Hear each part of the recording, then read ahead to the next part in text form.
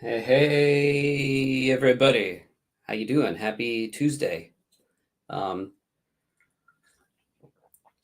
Coffee. Um, let's see. I had a plan on showing off some stuff today, and as you know, oftentimes happens, plans fall apart for a variety of reasons. One right now being I wanted to show you the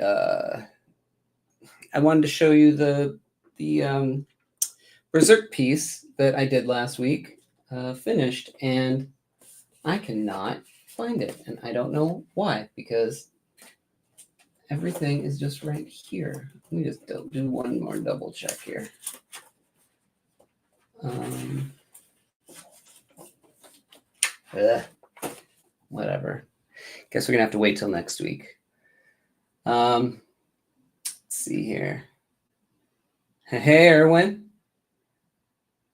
Yeah, man. Glad you can join us. Um, me, and the rest of all the people who are hopefully watching.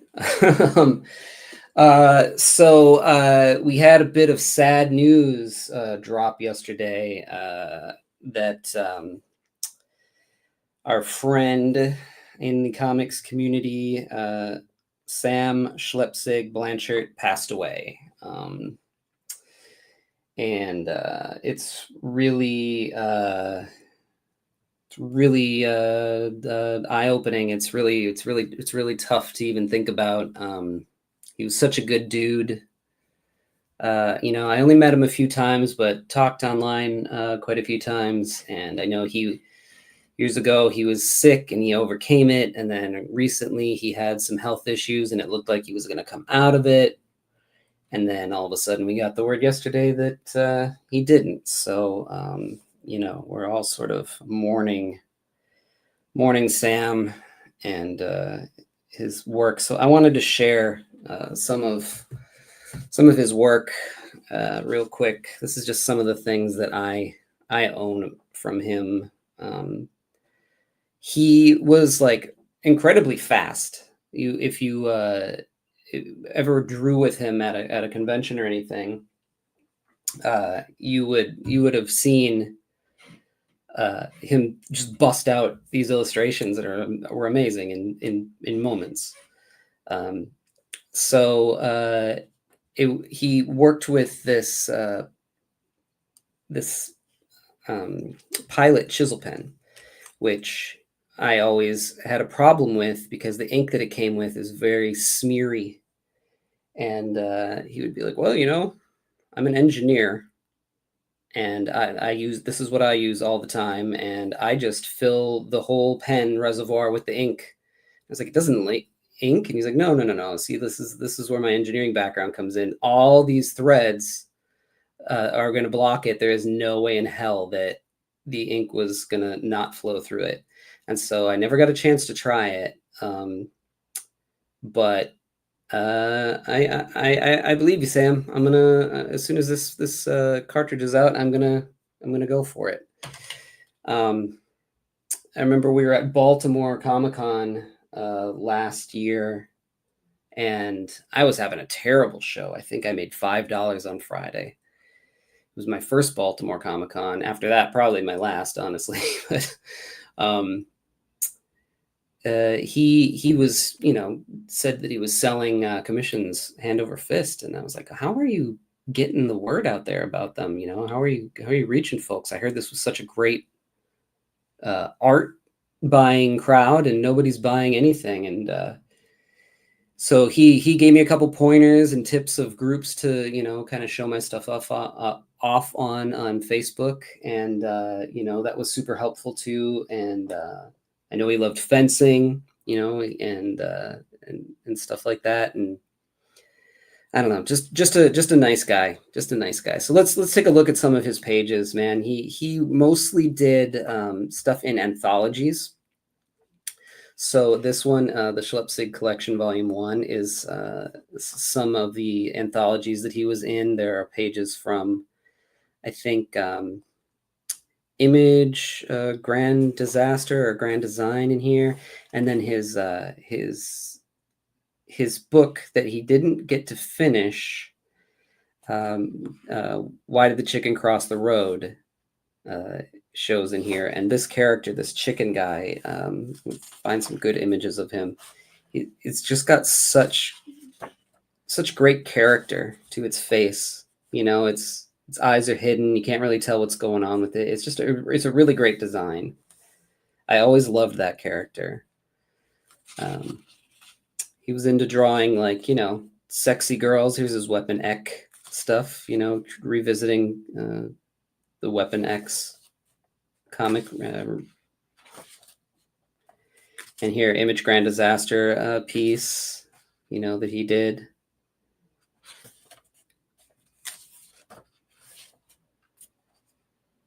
It's cool to see his versions of some of the characters that and love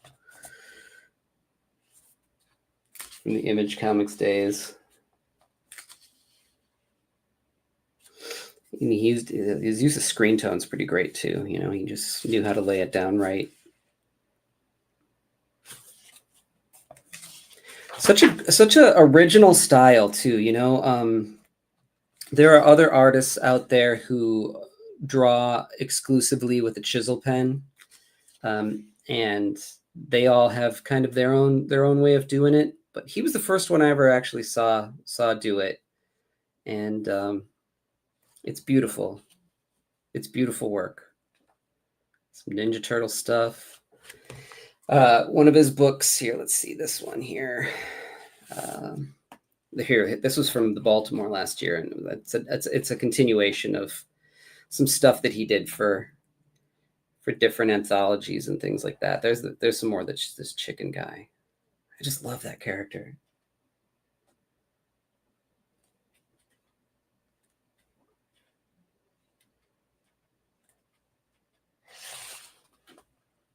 Yo Joe June. The fridge.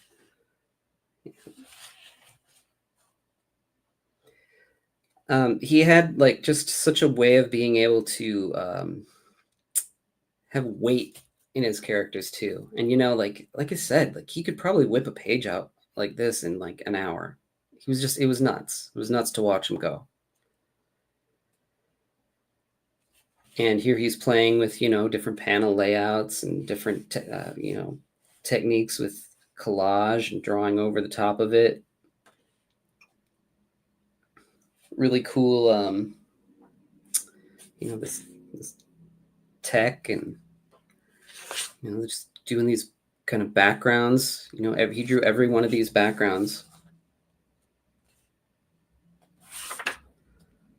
Again with the collage, doing the Kirby thing. Even throwing it. This is kind of interesting too. Kind of throwing the space collage in the back of a montage scene like this to tie it all together. It's brilliant. Even photos.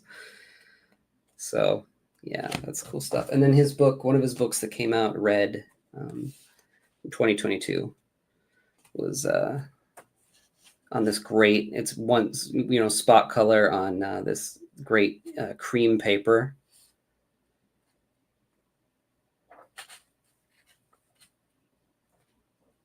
And then to do the color hold on it too. The way that it he's got you draw it. It's drawing your eye down with just the hold. I don't know. And the cat becomes part of the frame. He just played with the medium, and it was hot and fast, and he just that's how you do it. That's how you grow. And he only got better as it went along. We talked about each other's dads. I remember one time, and my dad was like the amateur cartoonist. His dad was an illustrator too, and I was really interested in that stuff. And I guess he had found some stuff from his dad and put it together, that his dad had drew and put it together. And so he sent it to me. So this is his dad's work, which is really cool, Alan Blanchard's. Hangar Pilot's Guide to World War II Fighters and World War I Fighters. And as you can see, it's in the family. I don't remember exactly what the story was, but after his dad passed away, he compiled this, I think. So that was really cool too, and he's got the whole story here. He wanted to make sure that his work was able to continue finding an audience. Well, you know what, Sam,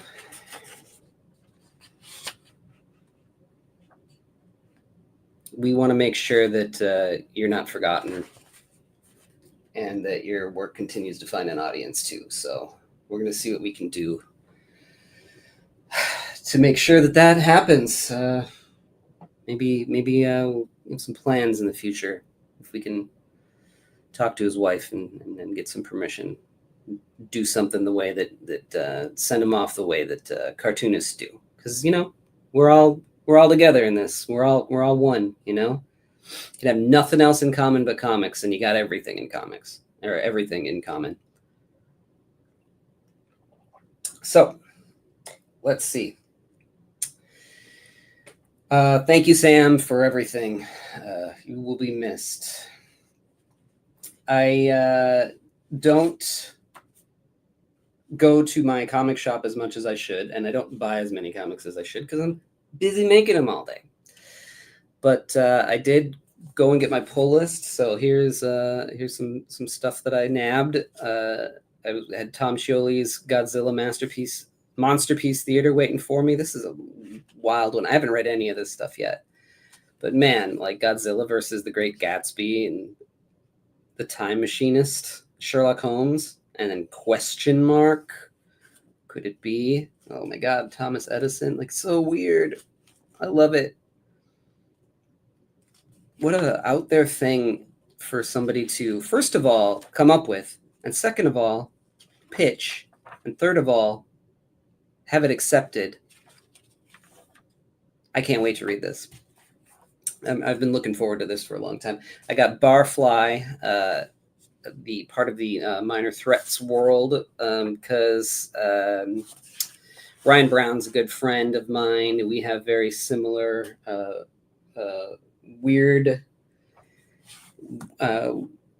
weirdness. R.I.P. Sam. Yeah, R.I.P. Sam.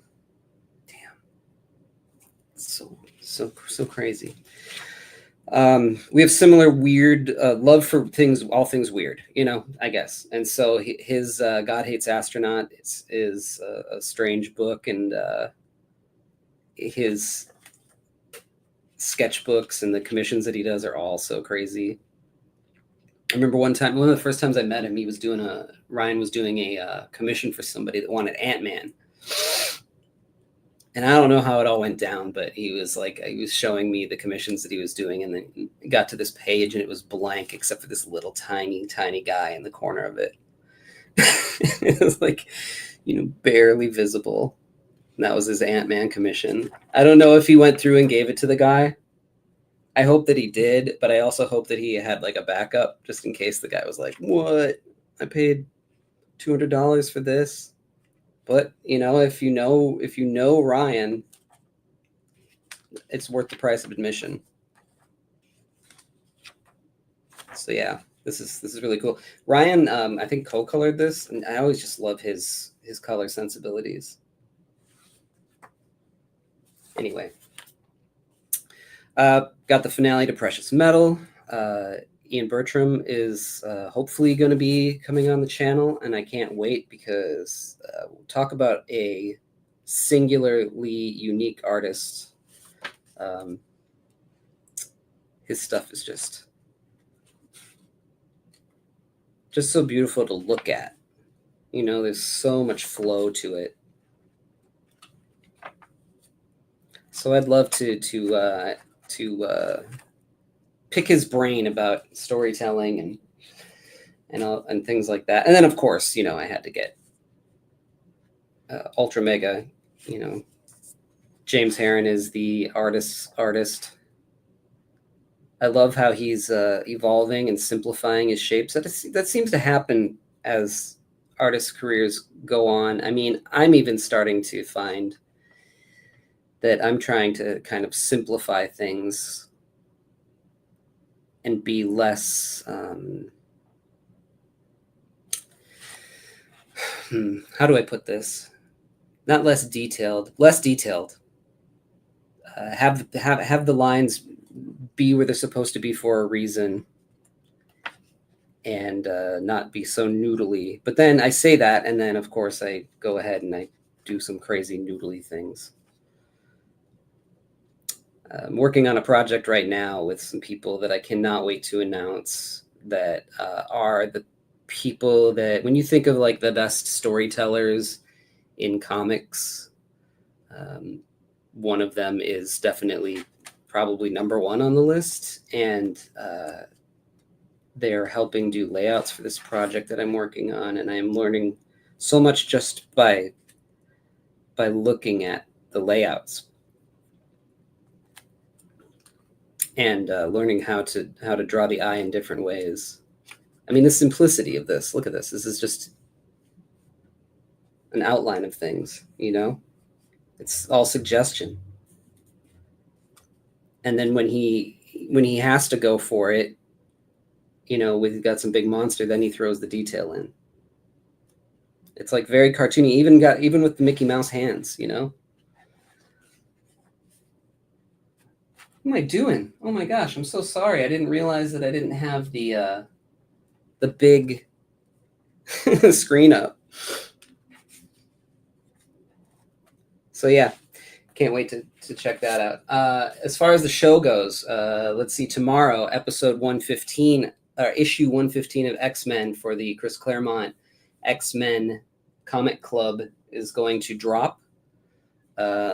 We are in Savage Land, and Colossus is going to get some. I have yet to draw the thumbnail for it or edit the video, so that has to happen tonight so that you guys can all see it at 8 a.m. Pacific time tomorrow.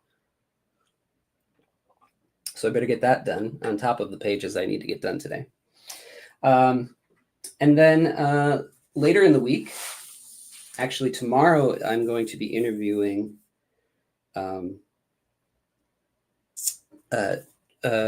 Jay Webster Sharp, Gemma Sharp, about this puppy, the scrapbook of life and death.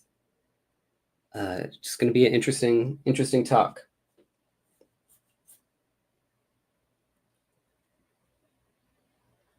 Can I talk about the magazine project that's currently on Kickstarter here with this?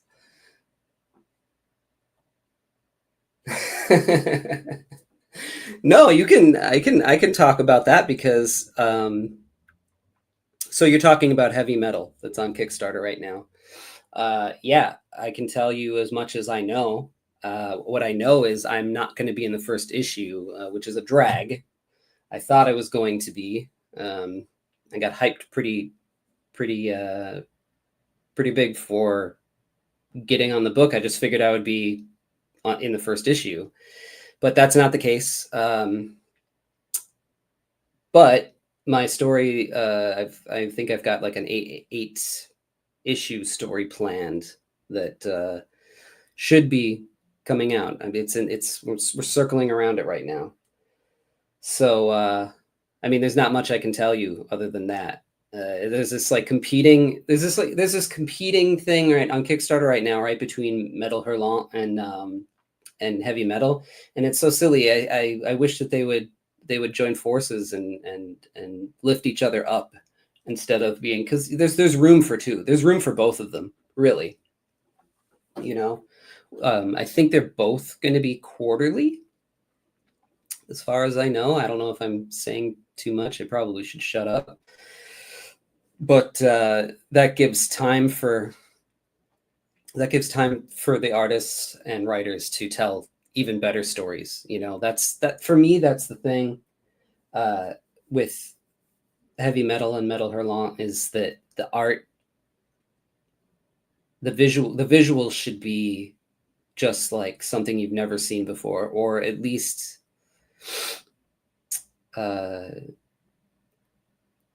like just really thought out and given time to with the artists, just time on the page to make it something elevated from what they normally would even put out. And I think that with the last iteration, it was impossible to do that. Um, but when since it's quarterly and a lot of the stories are only 8 pages long at a time, that's 8 pages every 3 months to really spend some time on it. Even if a creator is working on a page a day, if they go to that page for like go to their heavy metal page for like 2 hours, or whatever at the end of the day, or an hour, you can add that time. It's like I find that if you work on a page and you get to the point where you think it's done for comics, and then you just kind of say to yourself, give it 20 more minutes of your time. It might be done, and just like render some more. Depends on the kind of artist that you are too, but for me anyway, just render some more.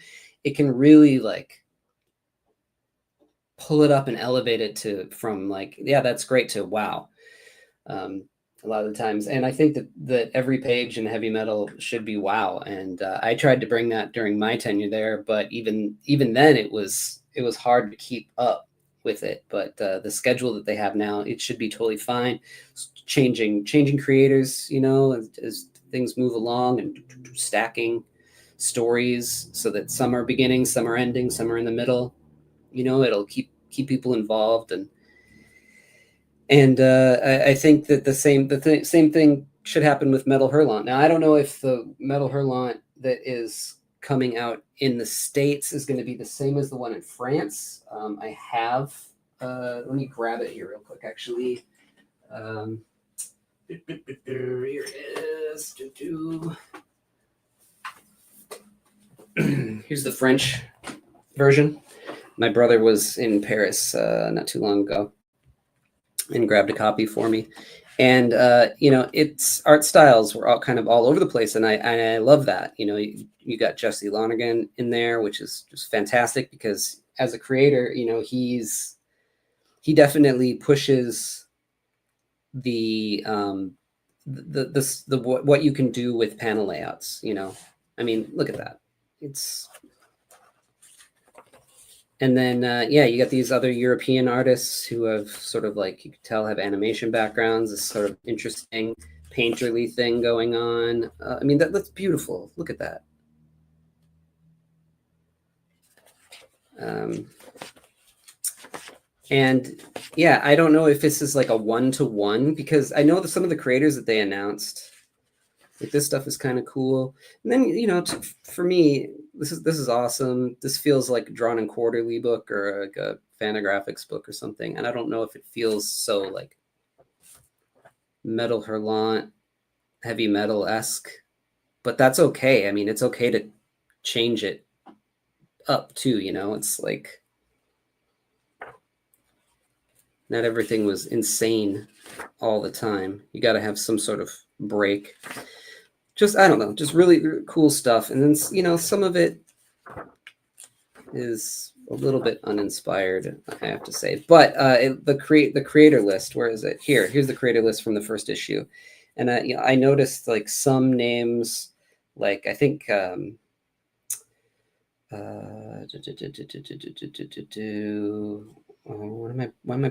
Michael Bendis, was on it, and Matt Fraction, I feel like, is in the new one. And then they got, they also had like classic people like Mobius and Droulet and stuff like that, I think, that are going to be in the new Metal Hurlant, and Bilal, because they actually, what did Bilal do in this one? Because they they founded the company, so they should be in it. And it's harder for heavy metal because they don't have the license to do that. Let me just look real quick. It's kind of weird for somebody like Bendis or Fraction to be in something like this, and you kind of go, oh, they're mainstream guys. I don't want to see that crap. But they are also people who love the medium, and we're big fans of this stuff, and there's no reason that they shouldn't be able to kind of do their thing too. And I don't see his name in here. Weird. Oh well. Anyway, back to what I was saying about the channel. So let's see here. Oh, let's see here.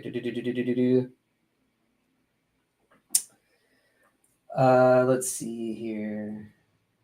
Irwin, is that a recent issue? The Metal Hurlant, you mean? It's when did this come out?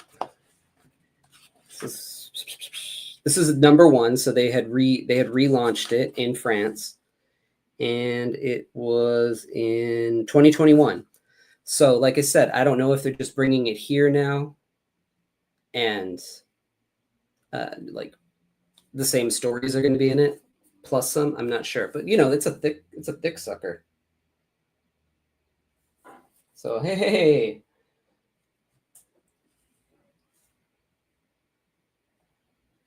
yo, Robert Norton, how you doing? Yeah. Anyway, so J. Webster Sharp. Yeah. So I'm going to be interviewing her tomorrow about this, and then that should be out on Friday, and try to get it out the door. I don't know if you guys saw my interview with Stephen McArdle earlier this week. Came out on Monday. That was a fun one right from the get-go. I can tell that was going to be a great one. But didn't have a gene pool issue to do with him, and I try to do at least 2 interviews out a week. One's usually the creator commentary about your book, and the next one is a gene pool issue. And then J. Webster Sharp also didn't have a gene pool pick, so we'll do 2 creator commentaries this week. And then next week, I already recorded this one. I'm going to have Tyler Crook on. We had a really great conversation talking about this Lonesome Hunters Library Edition, and how how he tackles watercoloring and all that stuff. This book is beautiful. So he wrote and drew this one, which is, I always love to talk to cartoonists who write and draw their own stuff. You handle things differently when it's your own thing. And then we're going to take a deep dive next Friday into the Swamp Thing issues with Nestor Redondo. So that's an interesting one, because he's the person who took over right after Bernie Wrightson. So he would have been like the second Swamp Thing artist. And I know Nestor Redondo, I know his work, but people don't really think, when you think Swamp Thing, you don't think Nestor Redondo. And it's going to be really interesting to take a deep dive into the way that he handles it and the way that he works. At least I found it to be super interesting. So yeah, that should be next Friday. And let's see here. So Wonder Woman. Wonder Woman, I always have such a pain in the butt trying to draw her, and I'm having it's a pain in the butt to draw her this time too, because I don't know. I have a hard time capturing her. And I wanted her to not be like the standard Wonder Woman. I wanted her to, I don't know, be a different kind of Wonder Woman. So the face doesn't even really look like her. But also classic, somewhere between like the modern and the classic and all that fun stuff. And then I had the idea that since I have this this glow in the dark folk art paint which it dries with a matte finish, so you don't even really see it once it's dried. To paint the jet in the air and maybe like glow around her lasso. So this is what I came up with for the commission. The commissioner just wanted like a straight Wonder Woman. And so this is kind of where I'm at with it. Not a super crazy action pose because I wanted to have some room for the jet, up here. And her face is a little wonky. I think her nose might be too low and too big, but it's also a little weird. And I guess I don't mind that. It also is still like when I just draw like straight regular people and don't lean into my weird, it doesn't feel like me. I'm getting used to it because this project that I'm working on right now is very much set in reality and sort of known for drawing weird looking people and creatures. And there's definitely weird looking people in life, but let's see here. Matt Luzniewski, yeah, she is tough to draw. Yeah, I don't know what it is.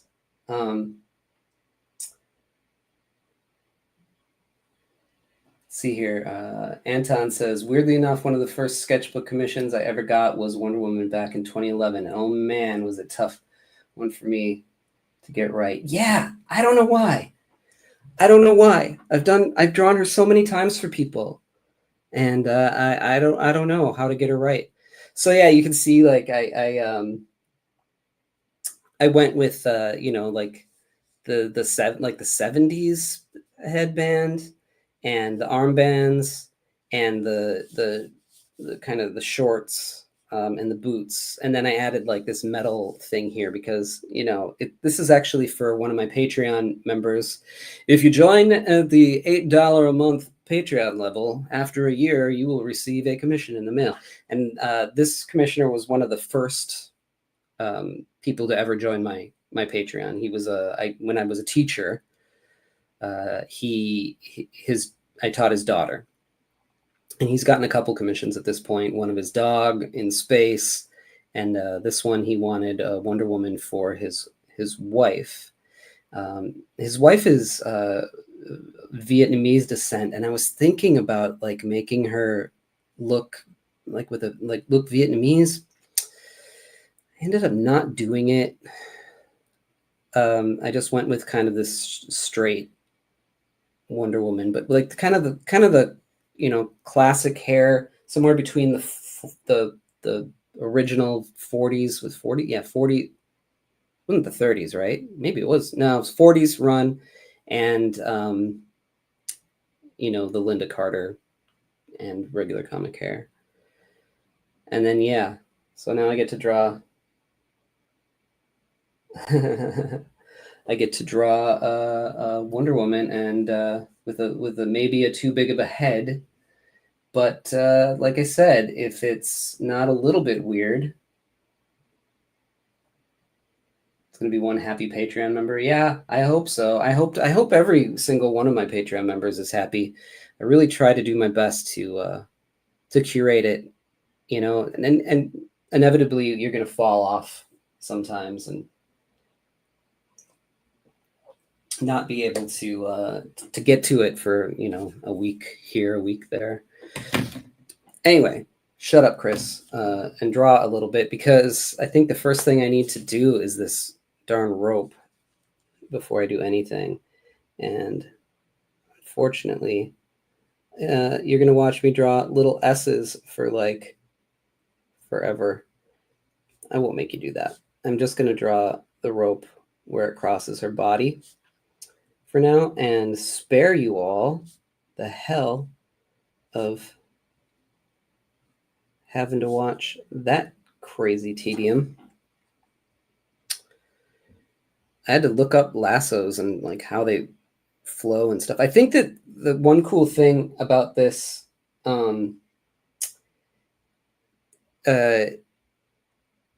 with the rope is that it does, if it was just her like this, it'd be kind of a boring composition, and it still kind of is. But the rope kind of doing this thing and swirling around and making your eye flow around, I think it does something interesting to the composition. And then, like I said, there's going to be a glow in the dark jet up here, and then I'll lay that paint over the rope too. Let's see. So there, we got here.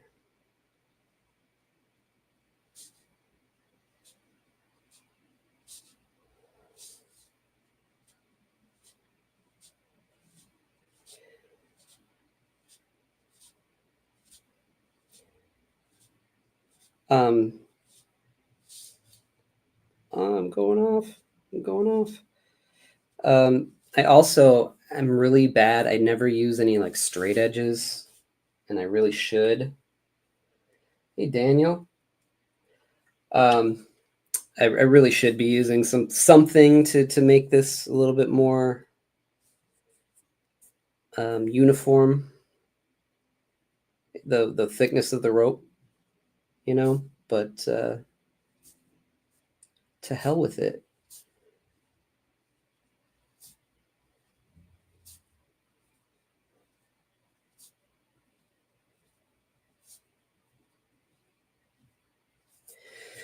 Last week, somebody had put in my in the comments after the chat when we were talking about what's the word I'm looking for, when we were talking about the nibs and how I can never get like the right flow from them.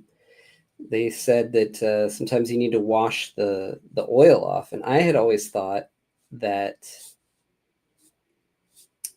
the oil kept it from rusting, because those things will rust up pretty quick, and that it like helped the ink flow off of it. And apparently it turns out that what you're supposed to do, according to them, is wash it off.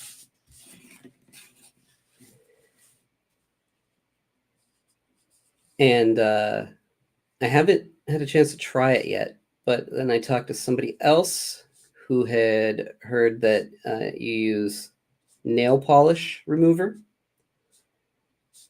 and then your stuff will flow better.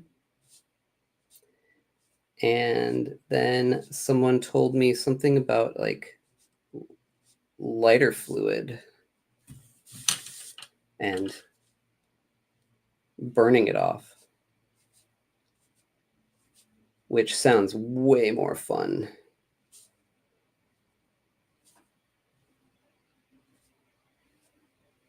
So I have something to try, and maybe I'll get back to my nib stuff. It's only every once in a while do the nibs really give me a problem. But when they do, they really do. And I get so frustrated.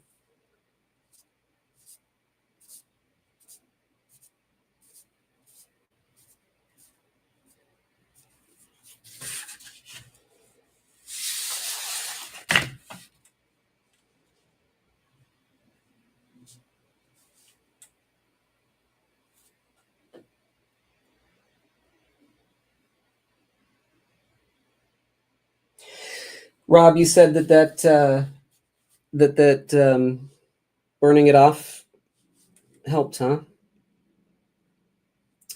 I asked Tom Neely about it because he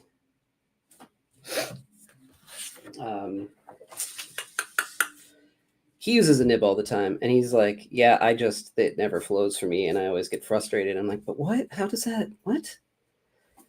It doesn't drive you crazy? And also, like, he his if you've ever, I mean, hopefully you've watched the episode where we talk about Henry and Glenn, and you can see through his cartooning like what a amazing line he has it looks like it just flows so smoothly. But I guess a lot of it's probably brush. Um, and on the humans, I know he uses a lot of nib. So he didn't. Yeah, he just gets frustrated. But he said that he has this book that. Oh yeah, okay, yeah, Anton, you mentioned burning it off, but it never worked for you.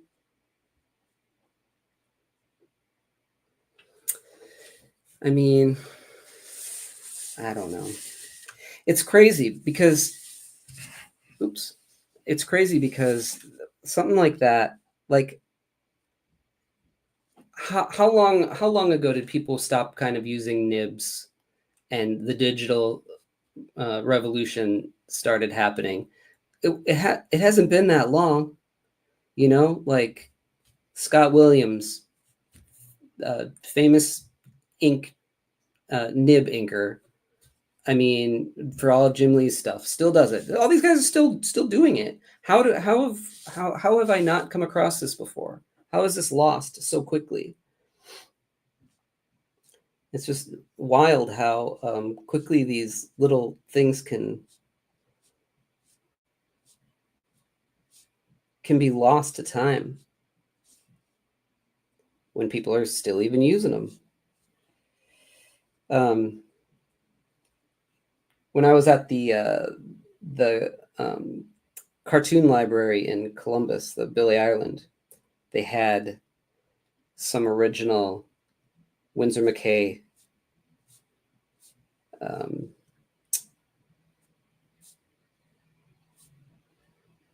Little Nemo pieces there, and I went and stared at them for just hours. He doesn't do nib anymore, Robert. Scott Williams doesn't do nib anymore. What does he do? Is it all digital?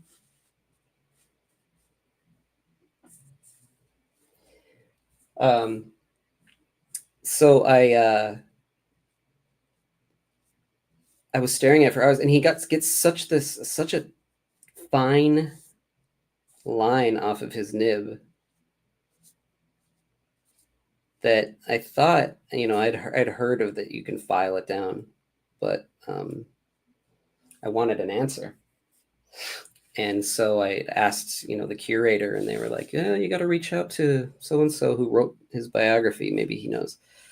But yeah, I know that if you want a thinner line, sometimes the best thing to do is file it down, which sounds like something I'm going to be doing in the future because I am the kind of guy who likes to use the 005 microns, but I also like some weight to them.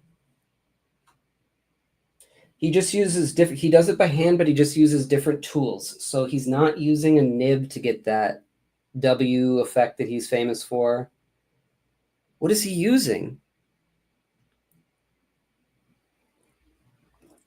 Well, thanks, Robert. Now I got to go down a rabbit hole today.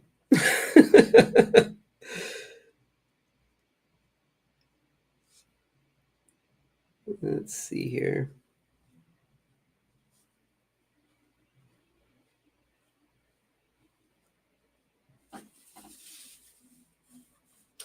How often am I using a 005? A lot. I use it a lot. Um, I talk about it with Tyler Crook, how I hate drawing little tiny things because you lose the detail. And in the masters, they'll just take a brush and they've got expression on this little tiny face. I have to go in there and like do it real tiny. It's I've been doing I've had that. It's a bad habit, and I've had it since I was a kid. And I went to art school for 1 year. It wasn't even art school. It was a community college that like specialized in art. And and the teacher tried to break me of that like need to control my line. And they did to some degree, but I still need to do it when I'm doing things so small like that. Yeah, it does show up in the printing actually. Printing is so advanced now. It's and it also will, if it does start to blur. So say I'm using it to crosshatch or something. If it does start to blur together, if those lines are really close together, it's going to give it this. When it shrinks down, it's going to give it a gradient. Regardless, it might not look like the lines that I wanted it to look like, but it'll look like the sort of the gray effect that I was going for in the first place. And in fact, everybody told me when working on Three-Headed Pigman, which eventually on this channel I will be doing pages of that because I really, really just all I want to draw is that. um, uh, Everybody said, "Wow, you're drawing it on 19 by 24 paper, but you're going to shrink it down to manga size. Are you insane?" Um, and the thing is I've done test printings with it, and I'm not doing like a 005 on it. I'm using a brush for the entire thing. But you would think that you would lose so much, especially in these little detail areas, and you don't lose anything anymore. Printing has just gotten so clear.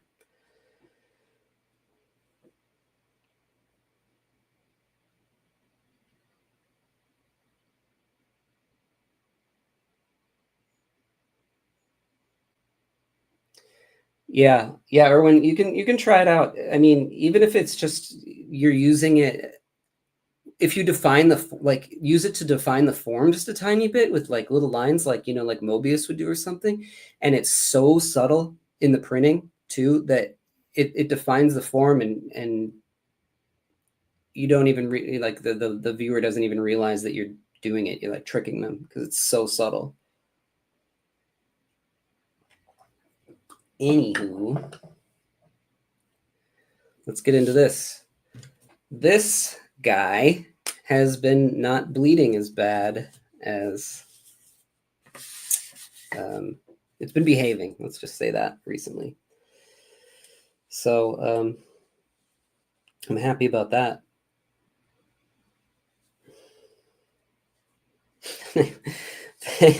Thanks. Nice rope, everyone said. Thank you. I'll probably go in and add a shadow under each of those things too, because I'm insane.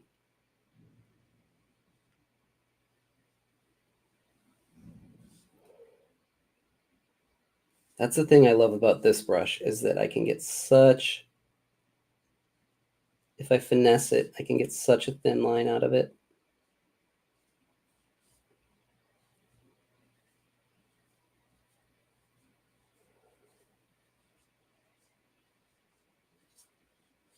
And for me, as you guys know, it's all about the wiggle, letting it do what it wants to do. So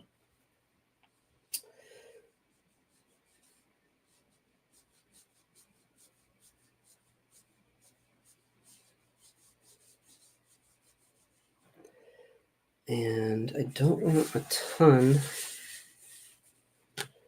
ton of highlights in this one.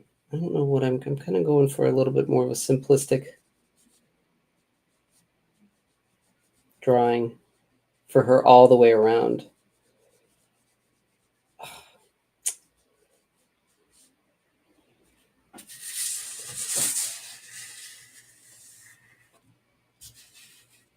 I did this the wrong way. I didn't get that nice point. Oh well, get it on the next one. It's comics.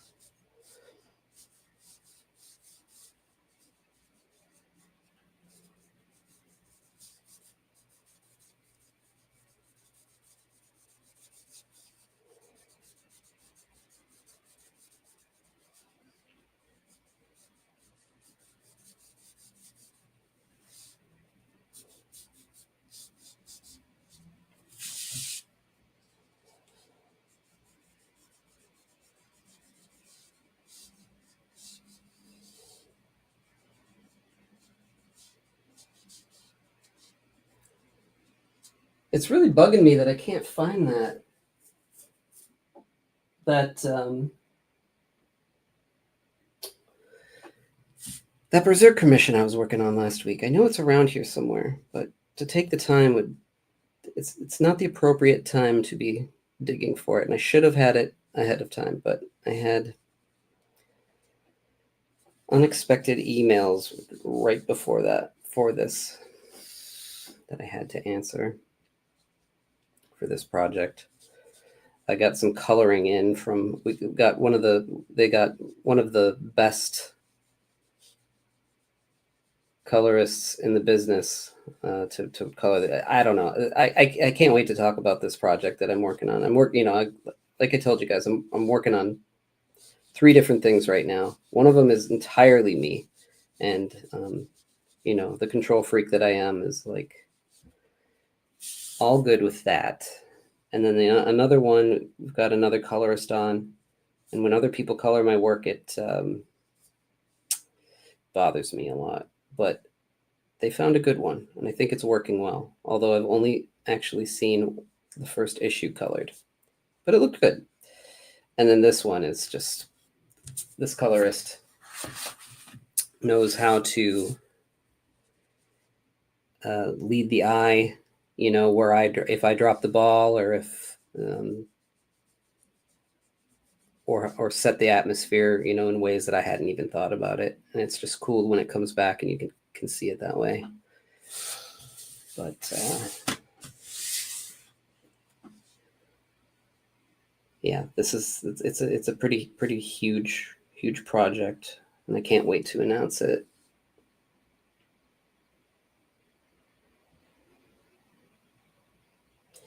Daniel, yeah, it is exciting to see. The first few times that I've got in my career, the first couple times that I got colors back from people, when you would do anthologies or something like that, and they'd be like, "I'm not a colorist." I got them back, and I think they colored with they shaded with black in over the color, which obviously makes it mud, and they just make just weird choices. And that's when I was like, I need to learn how to color and set my own style for it, because this is horseshit. But I've been lucky the last few projects. I've worked with some really rock star colorists.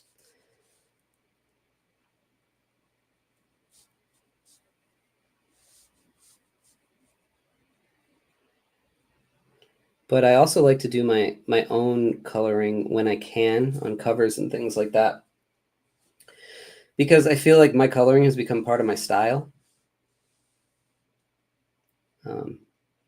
As much as I love texture in my line art, I really love it in my coloring. And a lot of colorists see my stuff and go, "Oh, well, this needs to be colored flat," and it doesn't. It actually works better if you add just a little bit of something to it. Like I learned this technique from when a good colorist turns in pages. Yeah, when a good colorist turns in pages, exactly. Yeah, it is. It's one of my favorite things too. Like I said, like moments before the clock was ticking down on this episode, and I was just setting up and answering an email about something, and then at the same time, for the same project, colors started coming in, and I was like, "Oh shit!" And I had to give notes within they wanted them within the half hour because it had to go out somewhere, and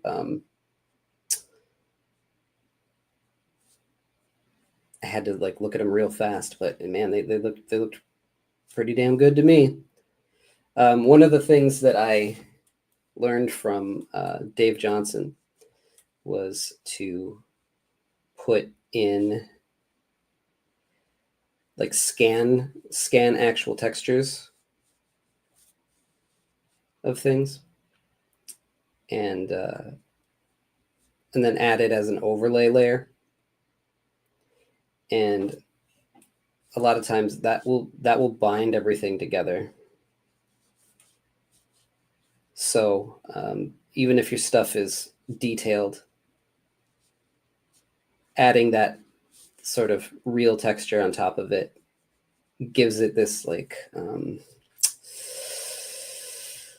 more tactile thing, but more than flats will. I mean, unless you're going for like a classic comic cover or color, and I hardly ever, if ever, am.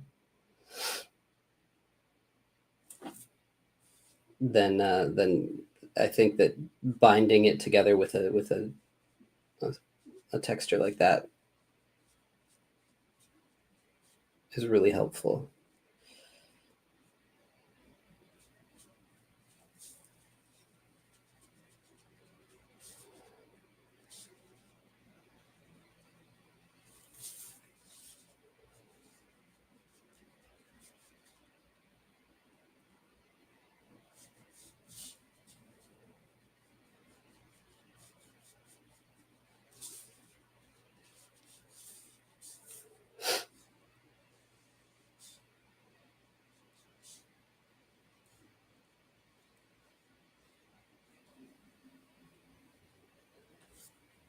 I also like the movement to start to get away from digital color altogether. Um, and I mean, I am the kind of guy who likes to make things as difficult as possible.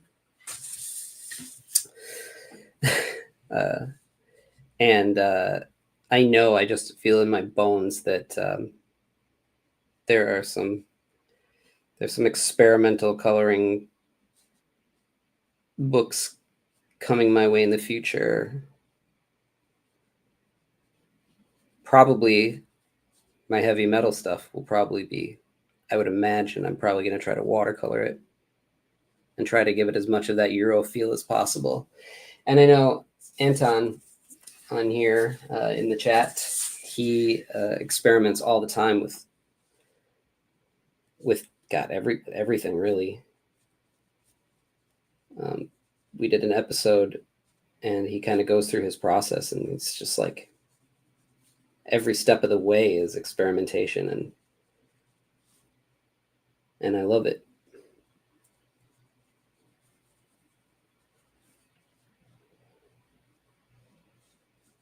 Now, am I going to be like Tyler Crook and do that on a monthly book? Probably not. But if it's something that I do have time and I can mess with it, then yeah.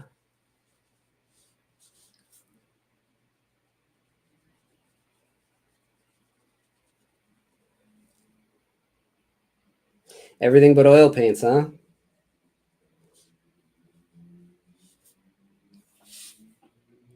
It's holding you back. You chicken? Clearly not with everything that you've been kicking out.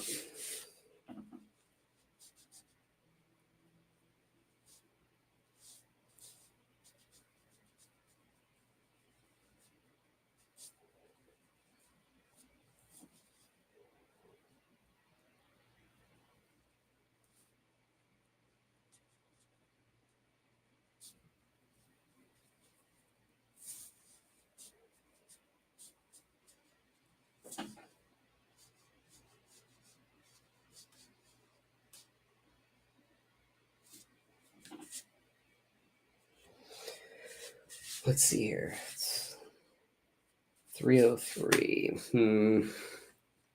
I should get back to the other project.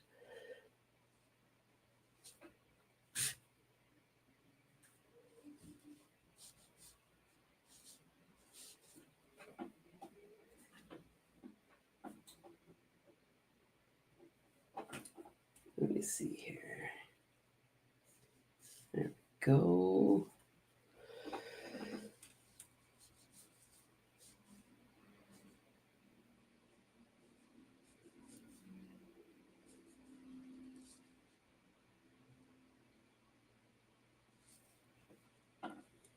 All right, this is really unprofessional of me, but I need a second. I really want to find that. I really want to find that piece. So let me just tear apart this room real fast. It shouldn't have to tear apart the room. Should be pretty easy to find, I think. But I really want to show you the Berserk piece that I did last week. Finished. Come on.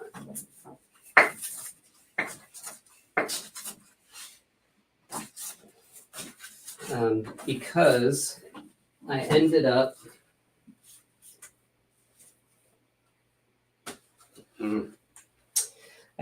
trying that Mark Schultz brush technique, and though it failed, as I said it would,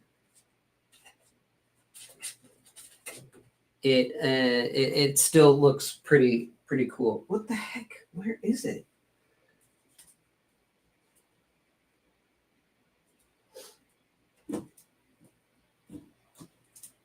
Ugh. Last place it could be. Other than that, I'm probably going to find it as soon as I press stop on here.